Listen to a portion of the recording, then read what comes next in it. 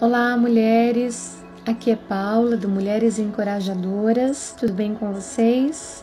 Hoje nós vamos dar continuidade à leitura do livro O Despertar da Leoa, de Lisa Bevere. Em busca de afirmação. Algumas semanas se passaram e uma evangelista por quem eu nutria um profundo respeito veio à nossa cidade. Ali estava a minha chance. Ela me convidara com outra amiga que também estava grávida para almoçarmos com ela. Minha amiga era uma mulher de negócios excepcional, que havia experimentado uma conversão radical e estava sacudindo a Ásia com o Evangelho. Talvez a visão da leoa tenha sido para ela. Decidi levantar casualmente a ideia durante o almoço e ver como ela reagiria.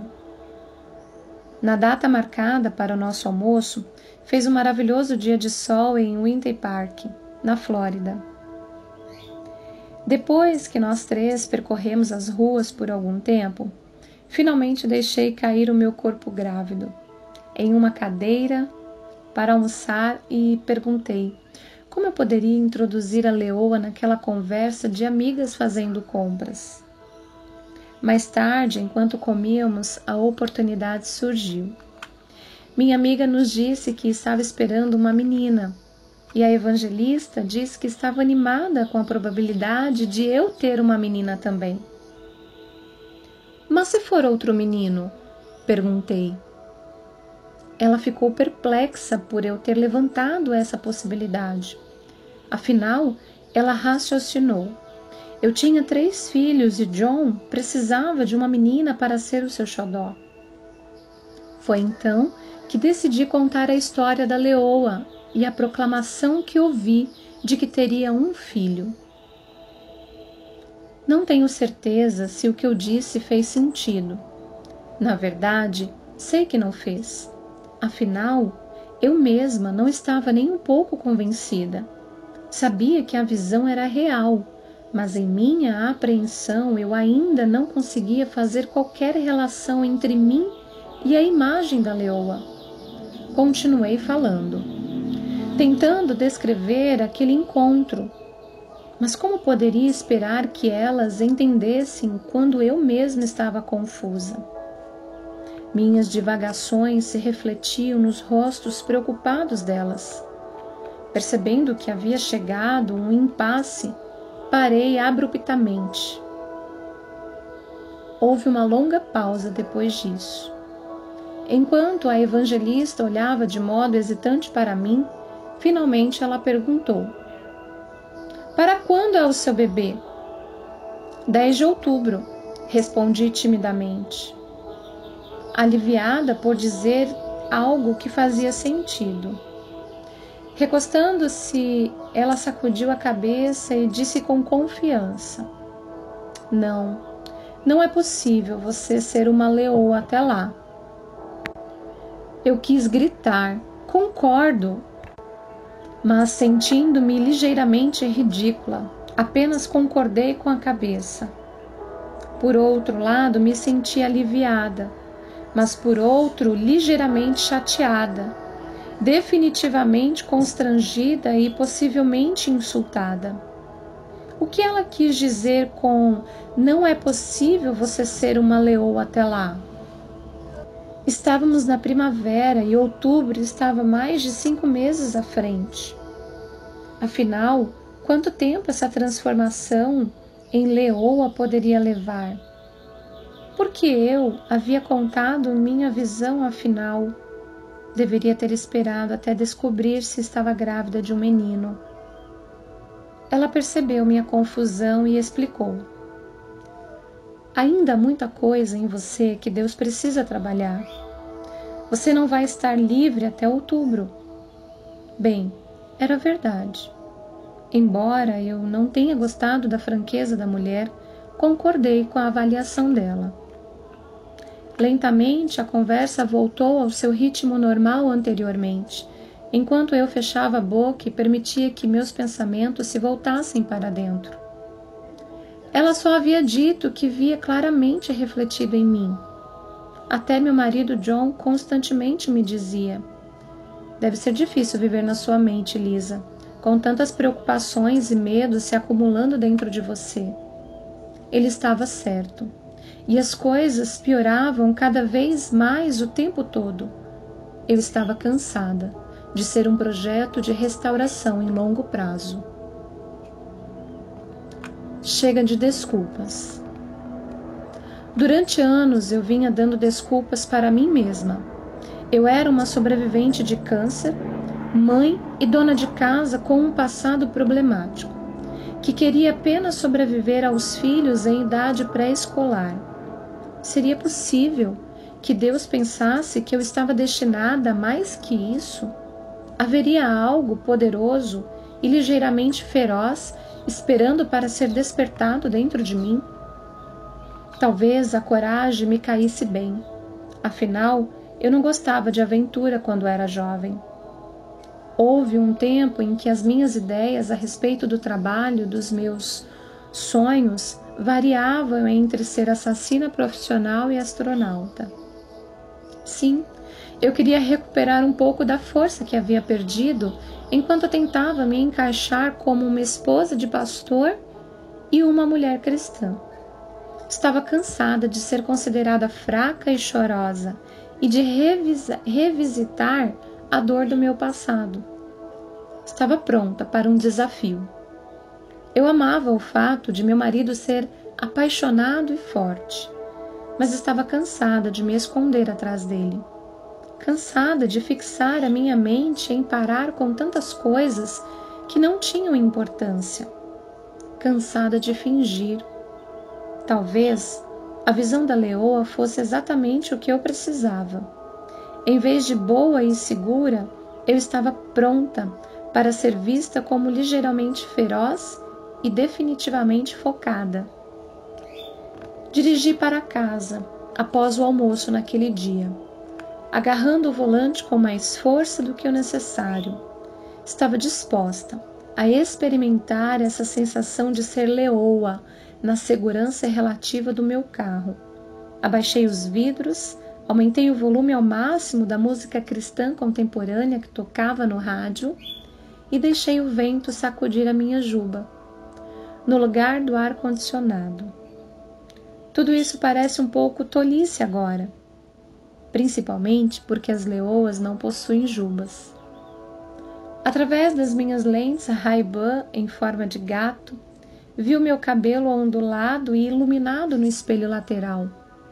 Espere aí, estou vendo o dourado selvagem da leoa nesses cachos?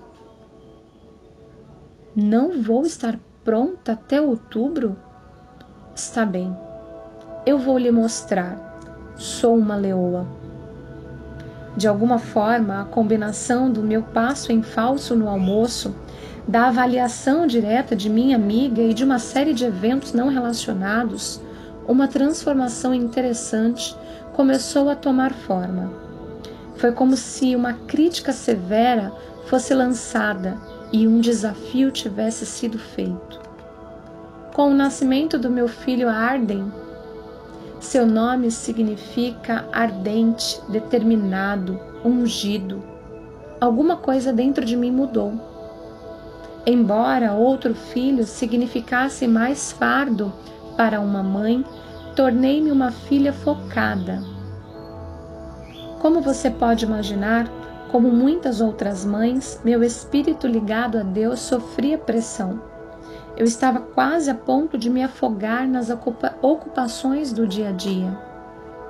Ficava tão envolvida com a minha lista de afazeres que estava sempre aumentando e exigia cada vez mais de mim, que me esquecia de quem eu era.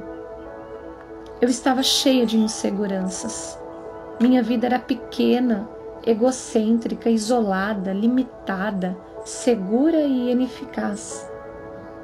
Lembrava-me do meu nome, de com quem eu estava casada e quem eram os meus filhos, mas o que eu fazia e por quem eu era responsável ofuscavam a consciência de ser filha de Deus.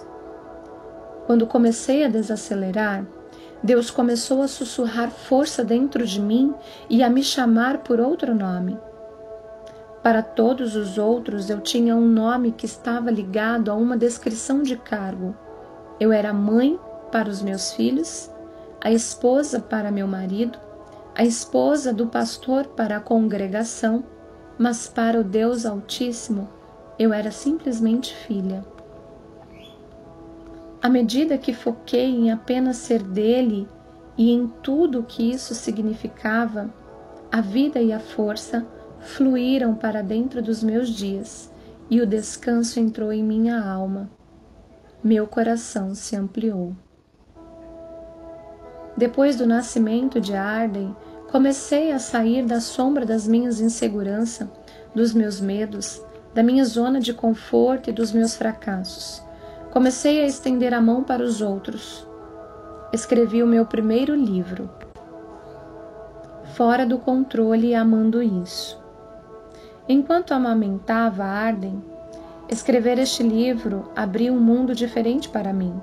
De repente eu estava falando para mulheres em meu país que estavam famintas por autenticidade. Em resposta ao sofrimento e à fome dessas mulheres e à necessidade evidente de relações femininas saudáveis, escrevi mais livros. O tempo passou.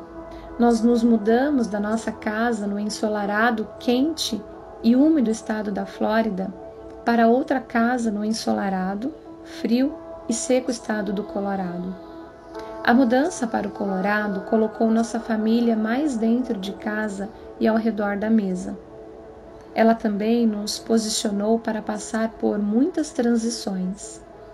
Algumas vezes, durante os 10 anos seguintes, quase poucas demais para notar, eu era identificada ou chamada de leoa.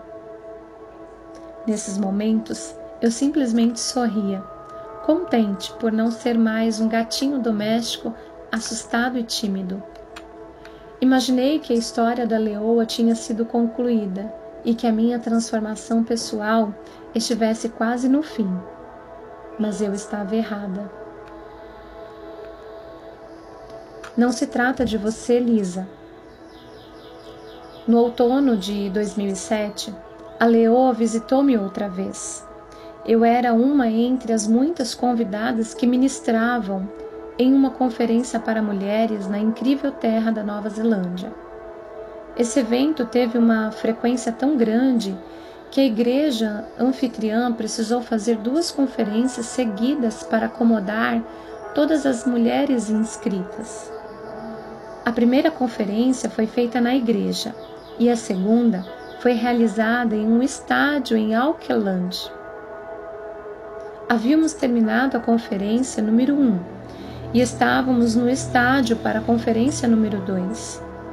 As sessões já tinham começado. As ministras eram servas poderosas, compassivas e fiéis da palavra, mas por alguma razão desconhecida, eu me senti perturbada durante o intervalo da tarde. Não era pressão para me preparar, porque eu iria apenas repetir o que havia sido dito na primeira conferência. Ainda assim, senti uma urgência de orar antes da minha ministração. Era como se houvesse alguma espécie de resistência. Eu sabia que não era por parte das participantes que escolheram estar ali, nem por parte de nenhuma das palestrantes ou da igreja anfitriã. Todas nós ali tínhamos um só coração e fomos prontas para adorar, pregar e encorajar as mulheres. Mas havia algo mais nessa mistura. Talvez Deus estivesse querendo chamar a minha atenção. Eu tinha de ficar sozinha e entender o que estava acontecendo. Então fui para o quarto do hotel em que estava hospedada, cuja vista da janela dava para o porto de Auckland. Andei pelo quarto, estendendo os braços em direção ao porto, orando pela direção de Deus e por sua percepção, e cantando com a música em meu iPod. Cantai a Deus com voz de triunfo. Para posicionar o meu coração, comecei a agradecer a Deus por diversas coisas que Ele estava fazendo em minha vida. Eu acabara de concluir a edição final do meu livro Nutrição e comecei a agradecer a Deus porque o processo de escrita e edição havia terminado. Para mim, escrever um livro é como passar por um trabalho de parto. Portanto, minha oração foi mais ou menos assim: obrigada, Deus, está terminado. Depois de exaltar ao Senhor, declarei: mas não quero escrever novamente tão cedo. De repente, senti Deus falar em meu espírito: lamento que você se sinta assim, porque preciso que você escreva novamente. O quê? Deus precisava de mim? Ele prosseguiu: estou liberando estratégias do céu que serão encontradas na minha palavra. Você não terá todas essas estratégias, mas terá uma medida delas.